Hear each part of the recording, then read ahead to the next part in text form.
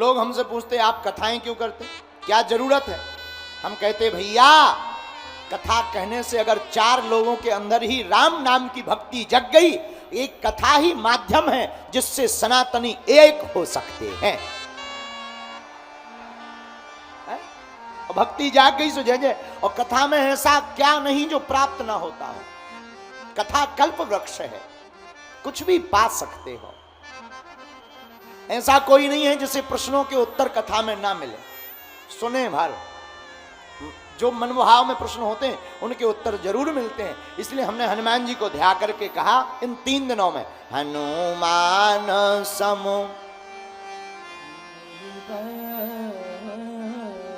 हनुमान जी के जैसा कोई बड़भागी नहीं। क्यों? जब राम और रावण का युद्ध चल रहा था तो वाल्मीकि रामायण में वर्णन आया। आहा क्या कहना। वाल्मीकि रामायण में वर्णन आया कि रावण जब राम जी से लड़ने के लिए आया तो भारी रथ पर बैठकर आया, बड़े भारी विशालकाय रथ पर। और राम जी के पास कोई रथ नहीं, केवल बानर। अच्छा देखो, बानरों का संग है राम जी का, फिर भी राम जी बानरों के संग में रावण जैसे विशालकाय योद्धा से लड़ रहे। आहा। तो सभी बानर चिंता में पड़ गए। राम जी बोले क्या बात है? बानर बोले और तो सब ठीक है, रावण रथ पर और हम लोग धरती पर, कैसे युद्ध होगा? हनुमान जी हाथ जोड़कर बोले प्रभु अगर आपको कोई बुरा ना लगे तो मैं एक निवेदन करूं। हाँ हाँ बोलो बोलो। हनुमान जी बोले सरकार आप हमारे कंधे पर बैठ जाओ, हम रावण से भी ऊंचा आपको आसमान में पहुंचा दें। आप बुरा ना माने तो हमें वाहन बना ले। आहा ठीक है, अच्छी बात है, तुम हमारे वाहन बन जाओ। राम जी के वाहन हनुमान जी बने। अच्छा बैठे कहां? कंधों पर। कंधों पर बैठे तो चरण लटका लिए नीचे की ओर, और चरण लटकाए नीचे की ओर तो चरण कहां स्पर्श हो रहे? सीना में। हनुमान जी के सीना में राम जी के चरण स्पर्श हो रहे हैं। हनुमान जी कह रहे हैं धन्य है, आंखों में आंसू भर के हनुमान जी कहते हैं हम धन्य हैं, हमारे समान कौन बड़भागी होगा जिसके ऊपर दुनिया का भार है, वो जगतपति भी हमारे ऊपर है। लेकिन हनुमान जी को अभिमान नहीं। हनुमान जी यहां भी बहुत अच्छी बात कह रहे हैं, बहुत ही अद्भुत बात। हनुमान जी बोले सुना, प्रभु हैं हमारे ऊपर इसलिए हम हैं भू पर। है? प्रभु हैं हमारे ऊपर इसलिए हम हैं भू पर। और तुम लोगों से दिल्ली वालों हम कहना चाहते, जिसके सिर पर, जिनके ऊपर प्रभु जिनके होता है ऊपर, गुरु का हाथ जिनके होता है ऊपर, फिर वही जिंदगी भर बना रहता है भू पर, वही जन्म जन्म भर बना रहता है भू पर। आहा हनुमान सम नहीं बड़ भारी। धन्य है हनुमान जी। कंधों पर बैठाया, चरण राम जी ने लटका दिए, चरणों को हृदय से लगा लिया। कभी कभी राम जी युद्ध लड़ते लड़ते हनुमान जी के सिर को पकड़ लेते, गिर ना जाए। तो कभी इस सिर से, इस हाथ से पकड़े, कभी दूसरे वाले हाथ से पकड़े। आहा हनुमान जी मन ही मन बड़े गदगद हो रहे। धन्य है हमारा भाग्य कि चरणों की कृपा, अब हाथ की कृपा।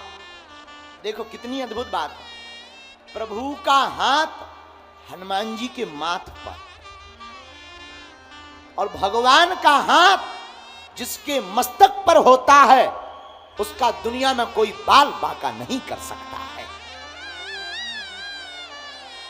इसलिए तो हनुमान जी चारों युग परिताप तुम्हारा, चारों युग परिताप तुम्हारा, है परिसिद्ध जगत उजियारा, है परिसिद्ध जगत उजियारा, है परिसिद्ध जगत उजियारा। है प्रसिद्ध भैया जगत उजियारा। श्री राम जय राम जय श्री राम जय राम जय जय राम। ओ श्री राम जय राम जय जय राम। आहा, हनुमान जी महाराज राम जी के चरणों को ऐसे पकड़ लेते हैं जैसे किसी कृपण कंजूस को संपत्ति प्राप्त हो गई। कोई कंजूस आदमी को संपत्ति मिल जाए, वो झपटा लगा करके पकड़ लेता। उसी प्रकार हमारे श्री वीर बजरंग बली राम जी को चरणों को पकड़कर अपने हृदय से लगा लेते हैं। और हनुमान जी का शरीर वज्रांग देह है, वज्र की भांति कठोर। हनुमान जी का वज्र की भांति कठोर। तो रावण अस्त्र शस्त्र चलाता राम जी के ऊपर युद्ध में, जब द्वंद्व युद्ध चल रहा, तो रावण जब राम जी के ऊपर अस्त्र शस्त्र चलाता, तो धन्य है हमारे हनुमान जी, इनके समान कौन बड़भागी होगा। कभी हनुमान जी दाएं हो जाते, कभी बाएं हो जाते, कभी हनुमान जी उछल जाते और रावण का पूरा अस्त्र शस्त्र विफल हो जाता, सब बेकार। रावण मन ही मन सोचता है कि हमने बड़ी बड़ी तपस्या करके ये अस्त्र शस्त्र पाए हैं, एक बंदर सब बर्बाद किए। इसी बंदर ने हम जिनका हरण करके जानकी का लाए थे, इसी ने पता लगाया। न ये पता लगाता, न ये युद्ध होता, न आफत होती। ये बंदर है कि बवाल? रावण सोच रहा है ऐसा। रावण को लग रहा बंदर है कि बवाल। हमें तो बंदर नहीं बवाल लग रहा। बोलो सीताराम।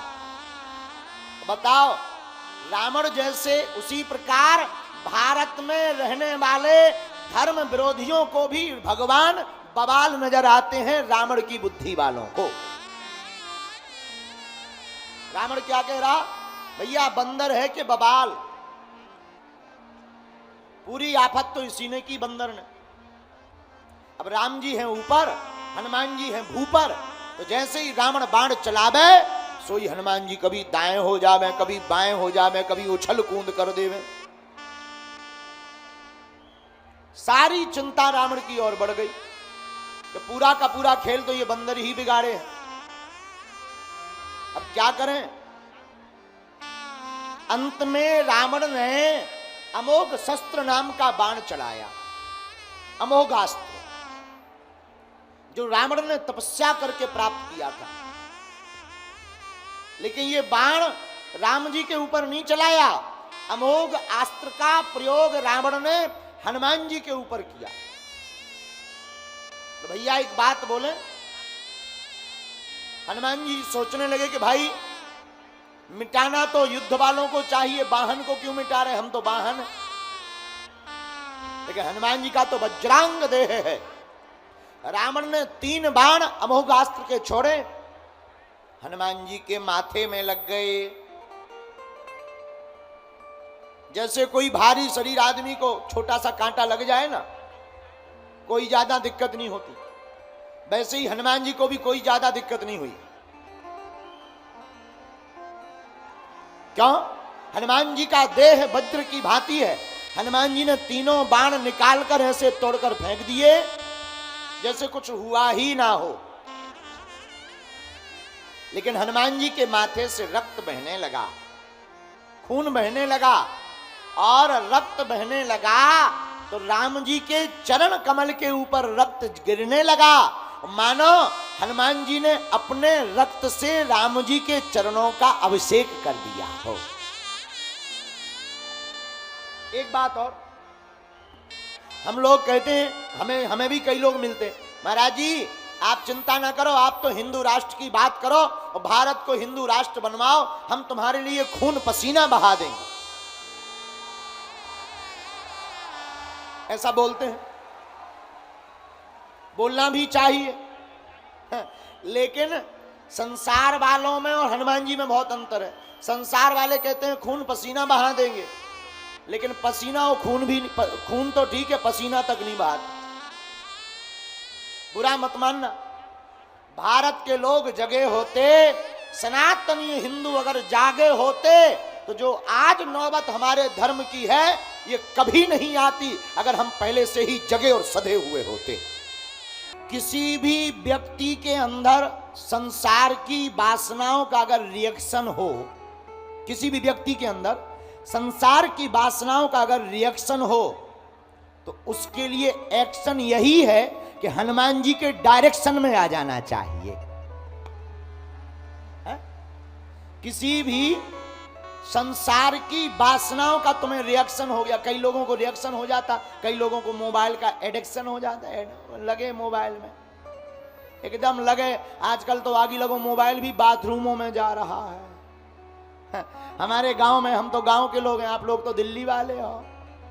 हमारे गांव में तो जब जाते थे नित्य क्रिया करने, निवृत्त होने के लिए, पेट साफ करने के लिए जाते थे, वापस आकर के लोटा धोते थे, हाथ धोते थे, कपड़ों पे छींटा डालते थे, जल डालते थे। आगे को लगो जब से जो मोबाइल चलो तब से सब बंद हो गया।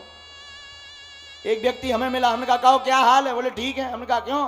तुम कपड़े धोते थे वहां से बाहर से आने के बाद, आजकल क्यों नहीं धो रहे? अरे बोले कपड़े तो धोते थे, एक दिन खबर लगी हमें कि हम मोबाइल भी साथ में ले जाते हो, मोबाइल अगर धो दो सो सीताराम।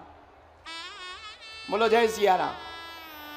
तो हम आपको बता रहे थे, वासनाओं का रिएक्शन अगर तुम्हारे दिमाग में भर गया है तो एक ही एक्शन है कि हनुमान जी के डायरेक्शन में आ जाना चाहिए। वासनाओं के रिएक्शन को हनुमान जी के डायरेक्शन का एक्शन तुरंत मिटा देता है और हमारे दिल और दिमाग में वासना से उपासना का प्रादुर्भाव हो जाता है। और धन्य है हनुमान जी, इनकी कथा धन्य। हनुमान जी से दुनिया की किसी भी विषय को सीखा जा सकता। सेवा करनी सीखनी तो हनुमान जी के चरणों से सीखिए। आहा हा, राम जी की ऐसी सेवा की कि राम जी को कहना पड़ा, तुम मम प्रिय भरतहि सम भाई।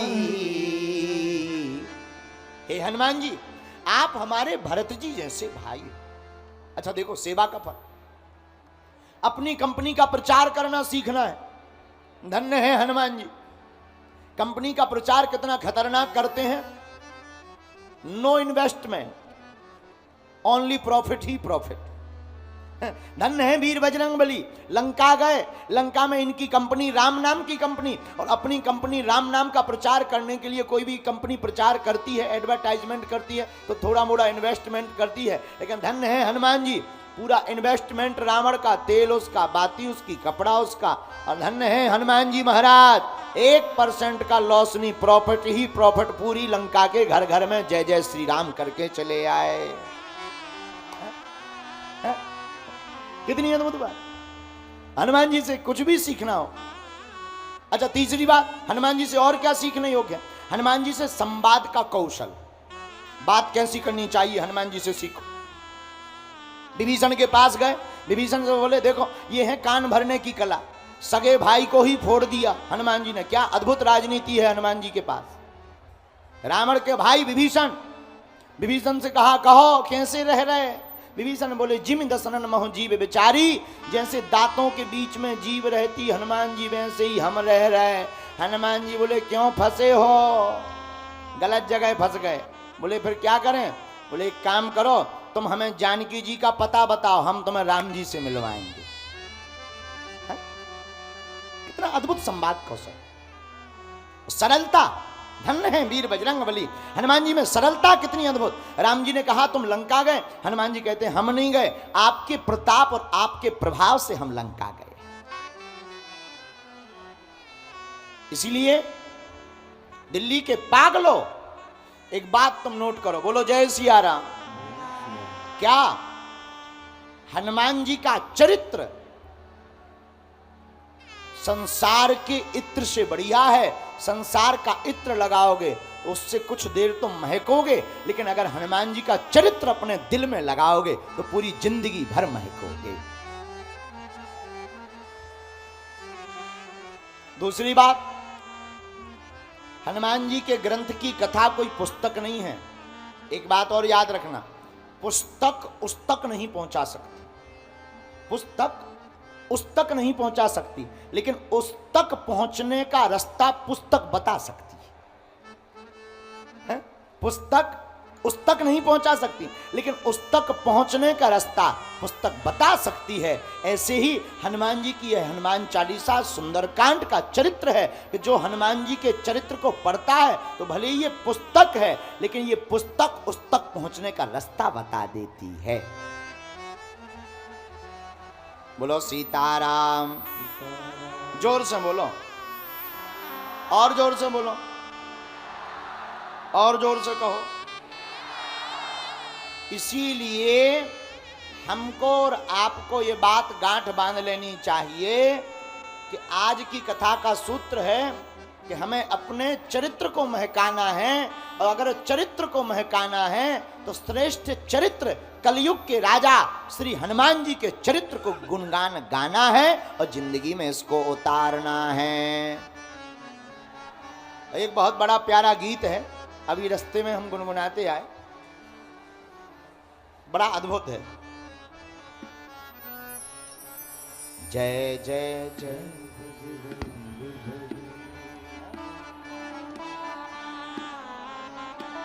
हाँ जय जय भैया, हम समझ गए तुम्हें भीतर एंट्री नहीं मिली। हाँ नहीं ठीक है ठीक, और भाई 3 सेट पे मत चढ़ो, वो लग जाएगा आपको। अरे भैया दिल्ली के तो पगला ही पगला जुड़ गए। जय हो जय हो।